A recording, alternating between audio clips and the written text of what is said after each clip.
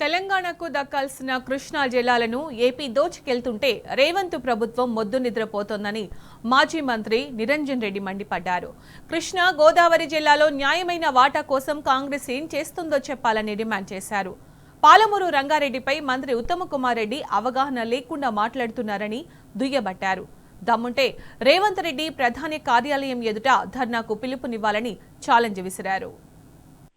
సుమారు 4,000 కోట్ల పైచిలకు మేము ఖర్చు పెట్టినాకనే మా ప్రభుత్వంలోనే కేసీఆర్ ప్రభుత్వంలోనే 2015 నుంచి మొదలుపెట్టి 15, 16, 17 సంవత్సరాలలో ఏటేటా పెంచుకుంటూ ఇవాళ పాలమూరు జిల్లాలోని పెండింగ్ ప్రాజెక్టులను పూర్తి చేసిన ఘనత కేసీఆర్ది. పని చేయించినటువంటి శాఖ హరీష్ రావు గారిది. పని చేసింది హరీష్ రావు గారు, వెంబడి పడ్డది మేమంతా, సహకరించింది అధికారులు. ప్రతి వానాకాలంలో 10 నుంచి 12 లక్షల ఎకరాలకు సాగునీళ్ళు ఇచ్చినాం. యాసంగిలో కూడా ఒక్కో సంవత్సరం 7, 8, 9 లక్షల ఎకరాల దాకా సాగునీళ్ళు ఇచ్చినాం, పంటలు పండించినాం. సిక్కర్పియాలే కదా వీళ్ళకి మాట్లాడేటప్పుడు, మీరు నీళ్ళు ఇవ్వలేదు, మీరు మేమే ఇచ్చినామని చెప్పడానికి.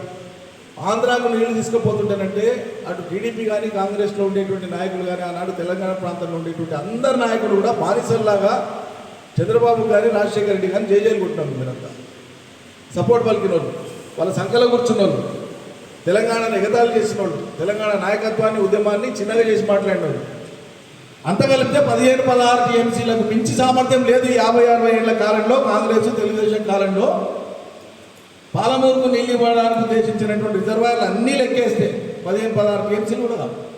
మేము ఈరోజు పాలమూరు రంగారెడ్డి కింద కట్టింది ఒక కరివెండ 19 టీఎంసీలు, ఒక వట్టెం 15 టీఎంసీలు, ఒక ఏదుల 7 టీఎంసీలు, ఒక నార్లాపూర్ 7 టీఎంసీలు, ఉద్దండాపూర్ 15 టీఎంసీలు.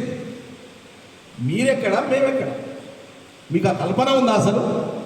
ఇవాళ విచిత్రంగా ఏం మాట్లాడతాడు ఉత్తమ్ కుమార్ రెడ్డి? 10 ఏళ్ల కేసీఆర్ సర్కారులో తెలంగాణకు నీళ్ళు వేయలేదని మాట్లాడతాడు. పాలమూరు రంగారెడ్డి గట్టి పూర్తి చేస్తే నీళ్ళు వచ్చే అవకాశం ఉన్నప్పుడు ఆ పని చేయకుండా పాలమూరు రంగారెడ్డి నుంచి నీళ్ళు వేయలేదని మాట్లాడు. తెలివి ఉన్నట్లా లేనట్లా? అవగాహన ఉన్నట్లా లేనట్లా? ఏం మాట్లాడతారు మీరు? నీటి కేటాయింపు కోసం కేంద్రంతో కొట్లాడదాం, మీకు కలిసి వస్తాం.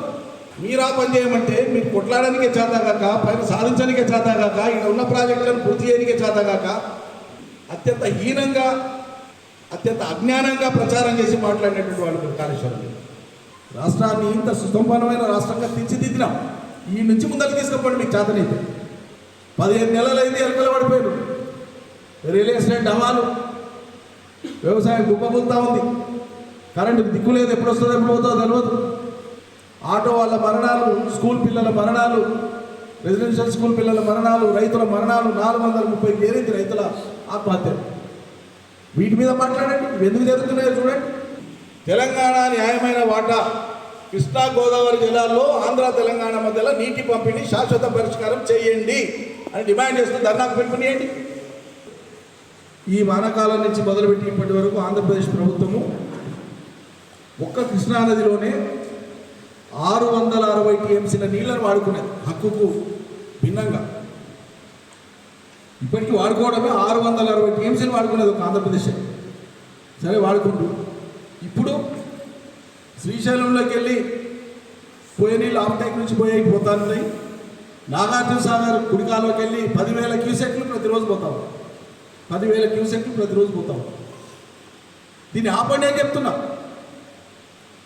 వాడుకున్నదే ఇప్పటికి ఎక్కువ వాడుకున్నారు, ఇప్పుడు ఎట్లా వాడుకున్నది ఇది ఆపండి అని చెప్తున్నాం. ఇది ఆపమనేటువంటి విధంగా ఈ రాష్ట్ర ముఖ్యమంత్రి ఏమైనా చర్యలు తీసుకున్నారండి? అవతల చంద్రబాబు నాయుడు ఆల్రెడీ ఎక్కువ వాడుకున్నోడే నోరు తెచ్చి మాట్లాడుతున్నావు, నేను వాడుకున్నది కరెక్టే. ఎట్ల నుంచి సముద్రంలో వాడుకున్నా ఏం తప్పుంది అని మాట్లాడుతున్నాడు. మరి ఇది ఎండిపోతున్నాయి పంటలు, దీనికి వచ్చి మాట్లాడరా? నోరు లేదా? ఆపరా 4 సార్లు నీళ్ళను? ఇది అది మేము అడిగేది. దీని మీద మాట్లాడమంటున్నాం. మీరు చేయాల్సింది చేయమంటే గత ప్రభుత్వం వైఫల్యమని మాట్లాడతారు. మీరు చేసి ప్రజలకు సాంత్వనపరచండి. అడుగడుగున మోసం, అడుగడుగున వచ్చాను అంటే పాలమూరు, నల్లగొండ, ఖమ్మం, రంగారెడ్డిని ఎండబెడితే ఆనందమా? ప్రధానమంత్రి కార్యాలయం ఎదుట ధర్నాకు పిలుపునియండి ముఖ్యమంత్రి గారు. మేము వస్తాం, బాధ్యత గల ప్రతిపక్ష పార్టీగా మేము వస్తాం. అవసరమైతే ప్రధానమంత్రి కార్యాలయం ఎదుట దీక్షకు మీరు పిలుపునియండి దమ్ముంటే.